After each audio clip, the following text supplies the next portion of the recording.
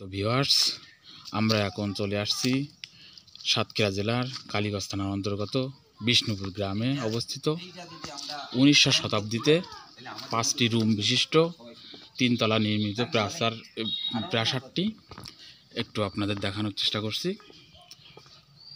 এই প্রাসাদটি নির্মাণ করেন 1900 শতাব্দীতে বাবু কিশোরী মোহন দাস। তিনি 2000 থেকে 2500 বিঘা সম্পদের মালিক ছিলেন। আনুমানিক 1950 সালে তিনি মারা যান। এই প্রাসাদটি কালের সাক্ষী হয়ে দাঁড়িয়ে আছে এখনো। দেখুন সম্মানিত ভিউয়ার্স, আপনাদেরকে একটু দেখানোর চেষ্টা করছি বাড়িটি। দেখেন, এটা হচ্ছে বাড়ির নিচতলা।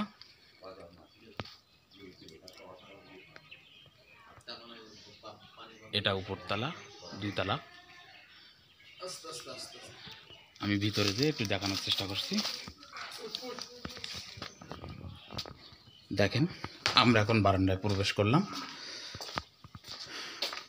এই যে প্রত্যেকটা রুম আপনাদেরকে দেখানোর চেষ্টা করছি। এটা একটি প্রাচীন নিদর্শন, শত শত বছর আগে নির্মিত এই বাড়িটি। দেখেন, এখানে একটা পালকি ঝুলন্ত আছে। এই পালকিতে দিয়ে আগের মানুষ চলাফেরা করতেন। দেখেন, পালকিটি দেখানোর চেষ্টা করছি। এটা একটা প্রাচীন নিদর্শন। আমাদের সাথে থাকবেন এবং আমাদের ভিডিওটি না টেনে দেখার চেষ্টা করবেন। সম্পূর্ণ দেখার অনুরোধ করলাম।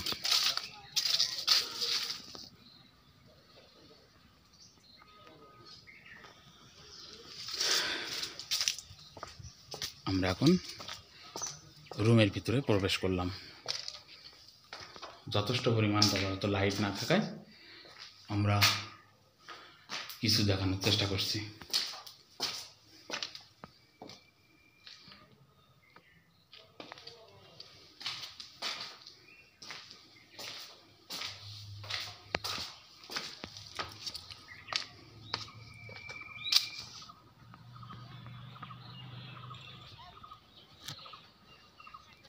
সম্মানিত ভিউয়ার্স, দেখেন বাড়িটির পিছনের অংশ একটু দেখানোর চেষ্টা করলাম।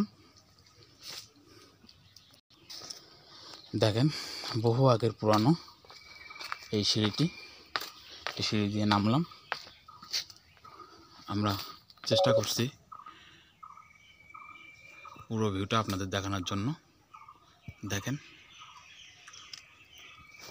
এই প্রাচীন নিদর্শনটি কালের সাক্ষী হয়ে এখনো দাঁড়িয়ে আছে।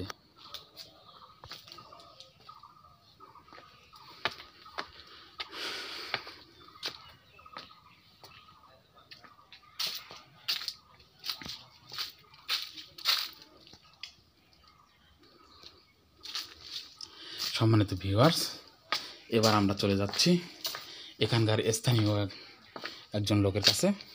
তার কাছ থেকে আমরা কিছু সাক্ষাৎকার নিব।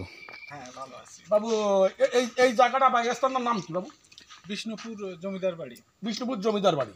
বাবু, এখানে যে প্রাচীন যেটা প্রাসাদ আছে, শুনছি যে 300 বছর আগে প্রাসাদটি তৈরি হয়েছিল। এই সম্পর্কে আপনি কি জানেন? এবং এই প্রাসাদের যে 35 সূত্রে আপনি তাদের কি হন, এটা যদি একটু আমাদের বলতেন। এটা তো আমাদের বংশের জিনিস, বুঝলেন।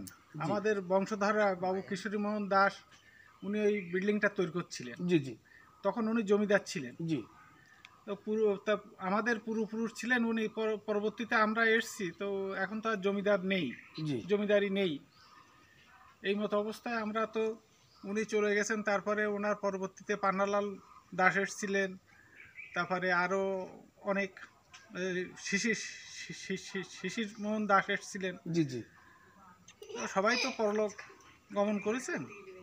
এখন তো আর জমিদারি নেই। এই স্থাপত্য আছে, আমাদের দুর্গাপুজো মণ্ডপ আছে, এইগুলো আর কি। প্রাসাদটি বর্তমানে এখন আপনার দেখাশোনা করেন কি? করেন কি? কেউ দেখাশোনা করেন না, পরিত্যক্ত অবস্থা।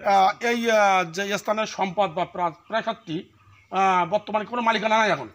না, মালিকানা আছে। ওই যে কিশোর মোহন দাসের উত্তরসূরি আপনার এই দেবদাস দাস আছেন, তারপরে আপনার পার্থসারথী দাস আছেন, নয়ন দাস আছেন, ও এরাই আচ্ছা আচ্ছা বর্তমান আচ্ছা। মালিকানা। আচ্ছা ঠিক আছে বাবু, আপনি ভালো থাকেন। আমি আরেকজনকে জিজ্ঞেস করি, বাবু আছেন না? জি, আপনি এখান থেকে ইনশাল্লাহ বলেন বাবু, আপনার নামটা জানো কি? আমার নাম দেবদাস দাস। দেবদাস দাস। বাবু এই জায়গাটার বা স্থানটার নাম কি? এটা হলো বিষ্ণুপুর আর কি জমিদার বাড়ি। জমিদার বাড়ি। বিষ্ণুপুর। জি বাবু, এই জমিদার বাড়ি সম্পর্কে যদি আপনার কাছে। হ্যাঁ, জমিদার বাড়ি আমাদের এটা এখান থেকে এই জমিদারি প্রায় 8-9 পুরুষ চলছে। জি জি চলছে। আমাদের এই জমিদারের প্রথম পুরুষ ছিল রামনাথ সর্দার। জি তারপরে ওনার ছেলে হলো সনাতন সর্দার। জি তারপরে ওনার ছেলে হলো আনন্দমোহন সর্দার। জি। আনন্দমোহন সর্দারের ছেলে হলো প্রাণকৃষ্ণ সর্দার। প্রাণকৃষ্ণ সর্দারের 6 ছেলে। জি 6 ছেলে। তাহলে জমিদারি ছিল এই 6 ছেলে পর্যন্ত। জি এই 6 ছেলের অর্থাৎ 44 সাল পর্যন্ত জমিদারি ছিল। জি তারপরে যখন আর কি ব্রিটিশরা এদেশ থেকে চলে যায়, তখন আর কি শেষ লাট আর কি জমিদারি আর কি বিলুপ্ত করে জি চলে যায়। তারপর থেকে জমিদারি উচ্ছেদ হয়ে যায়। তারপরে প্রত্যেকটা ভাইয়ের নামে আর কি ওই 600 বিঘা করে সম্পত্তি ব্রিটিশরা দিয়ে যায়। সেইটা হলো মালিকানা সম্পত্তি। জি মালিকানা। সেইখান থেকে আমরা উত্তরস্বরী হিসাবে আমরা ভোগ দখল করে যাচ্ছি। জি। সেখান থেকে এখানে আমাদের মোটামুটি মোট 5টা শরিক আছে। পাঁচটা হয়ে গেছে। এই যে প্রাসাদ তৈরি হয়েছিল কত সালে? এটা তৈরি হয়েছিল আনুমানিক প্রায় 200 বছর 200 বছর। আনুমানিক। 200 বছর। আচ্ছা, আমি শুনছি যে না, এই যে যারা ছিলেন এখানে, এরা কি প্রচুর সম্পত্তি মালিক ছিলেন। আমাদের আছে 33 লাখ একর আর কি জমির আর কি ওরে বাবা। জমিদারি ছিল। 33 লাখ একর জমিদারি ছিল। জি জি মানে আমাদের কয়রা যে উপজেলাটা, কয়রা উপজেলাটা মদিনাবাদ বলে প্রখ্যাত ছিল, এখনো আছে। সেই মদিনাবাদটাই সম্পূর্ণ আমাদের জমিদারির ভিতরে ছিল। জি বিল গোবরাখালী আমাদের জমিদারির আওতাভুক্ত ছিল। বিল দুব্বাডিঙ্গা আমাদের জমিদারির আওতাভুক্ত ছিল। মঙ্গলপুর আবাদ আমাদের জমিদারির আওতাভুক্ত ছিল। এই রকম 6